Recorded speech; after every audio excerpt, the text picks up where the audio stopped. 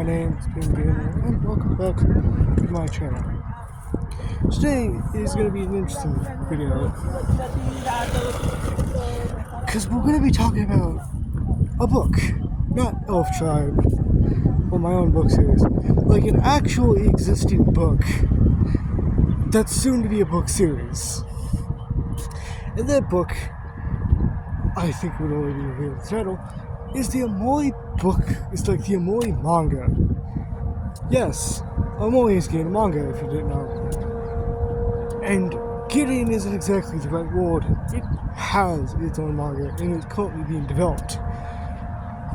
Like, the first book is already out. I own a physical copy of it. It's in my bag right now.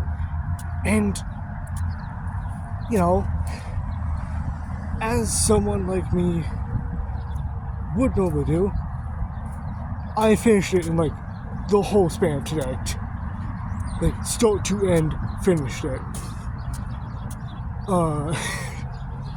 And I'd say that I'm not exactly proud that I did that, but hey, it's cool. But let's just talk about it. So first of all, I like the start of the book, which I'm assuming that most of you, or none of you, have read it, which starts with kind of like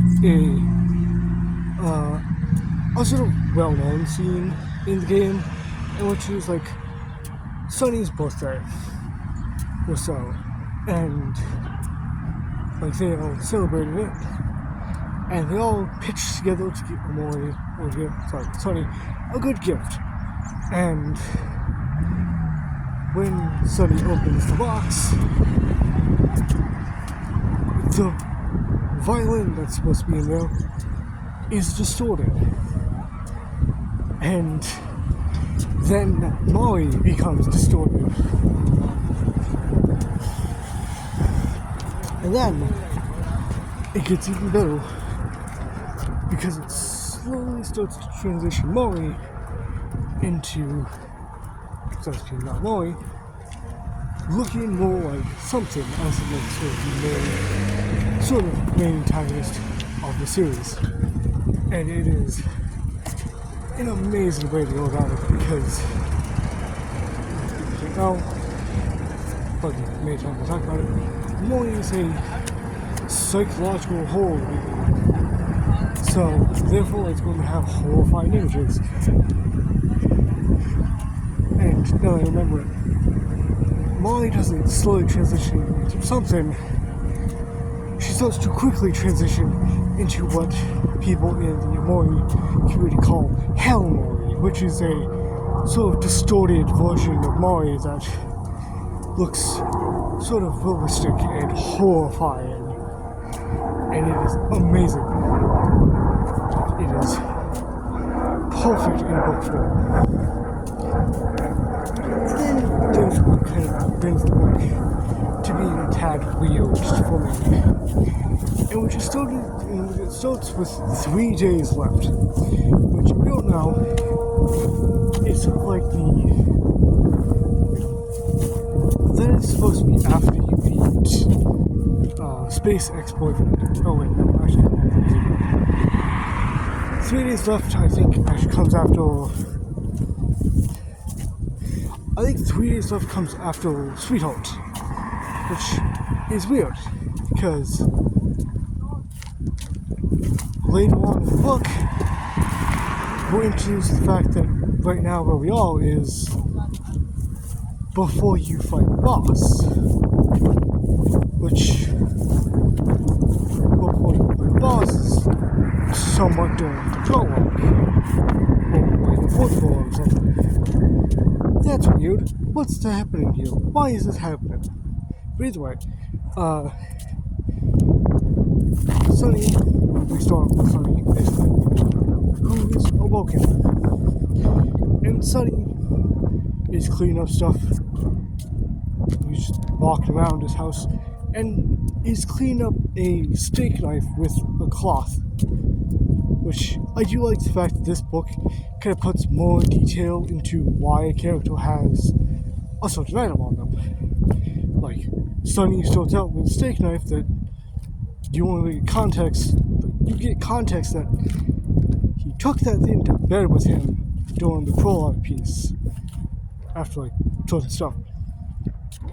Either way, he's interrupted by a knock at his door, which happens to be a very, very tall Kel, which I really like that fact that it's Kel who is this massive giant compared to Sonny. Well, he's not massive giant, but he's pretty tall compared to Sonny.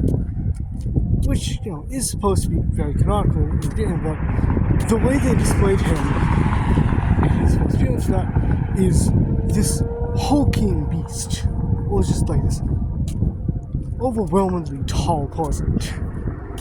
And that's just kind of funny to me. But either way, Kel and Sonny make their little amends with each other and go out to go get Hiro a little gift. Once they do, they start to head back to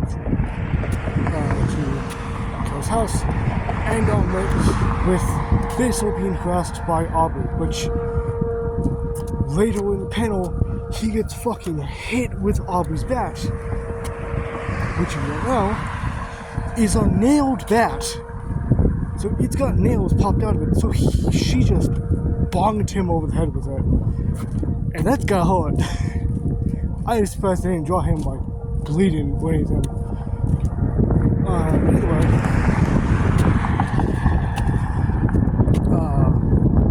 Aubrey makes it pretty clear to Kel and Sonny that they're no longer friends. That Mori's death has brought them all apart. And she is very upset that everyone just left her behind. Which is actually just the point for one day left or so, but that doesn't matter. Either way, after Sonny gets sort of harassed, the knife in his pocket drops to the floor. And what does he do? Well, he slashes at he slashes at Aubrey, of course, because that's totally a reasonable thing to do. But this is where I start to sort of like how, at least, this is where I start to like how the manga works. Because with mangas, you have to more display a idea for it. Like,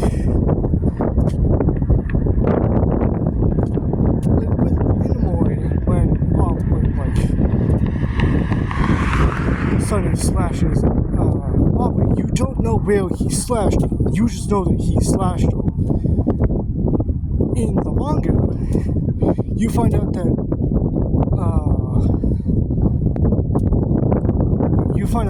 Sonny slashed her on like her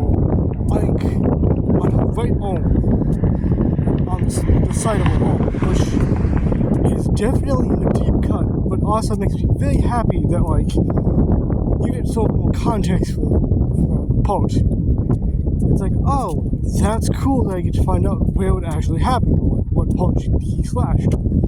It's also kind of sad for Aubrey, because, you know, Aubrey is pretty interesting. But then Sonny blinks out, which is crazy, because then we're back into after bosses and defeating after Buffalo. Basil is disappeared.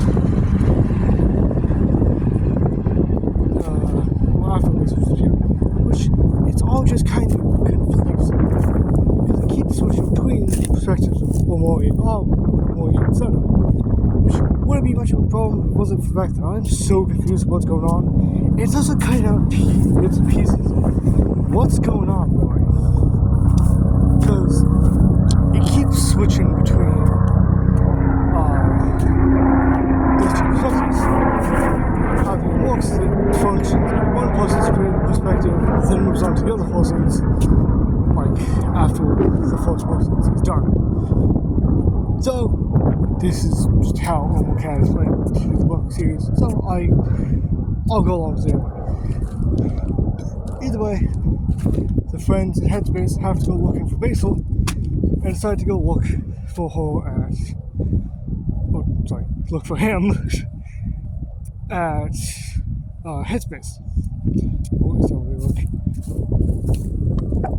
I don't know. I know it's been like a few minutes since I read it, but either way. Actually, I think they head to Basil's house, and then Basil vanishes, and then we come back to back to Sunny and Kel and all that.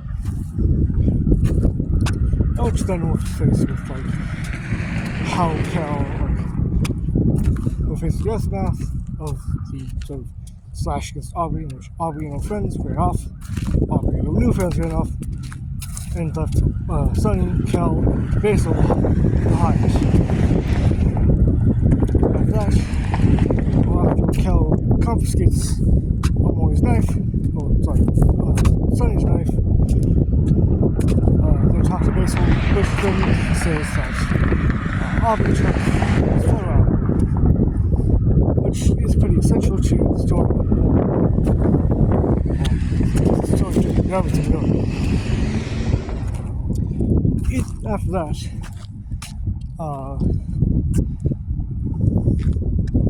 Kel and Sunny go out to go find Will. Aubrey ran off with the football. So Kim, one of Aubrey's friends, doing a good deed for, and then get info. After that, they went off to the church where Aubrey is at. Face off with her, or sort of face off with her, more like talk to her, argue with her, and then she leaves. And tells them sort of where the photo album is. And then we come back to our friends who are looking for Basil, then go up to Headspace. And this book, this kind of goes weirdly. Because Omori gets split off from the others, and then the book sort of ends with Space Ex-Boyfriend being in a fucking garbage container. Like, he's in one of those, like, shipping containers. Just sitting there. And then proceeds to shoot at them. And it's just, what is going on with this book? But I do kind of enjoy how it's sort of skipping around too. It's all the best stuff for you. But that's all for now. I want you to enjoy.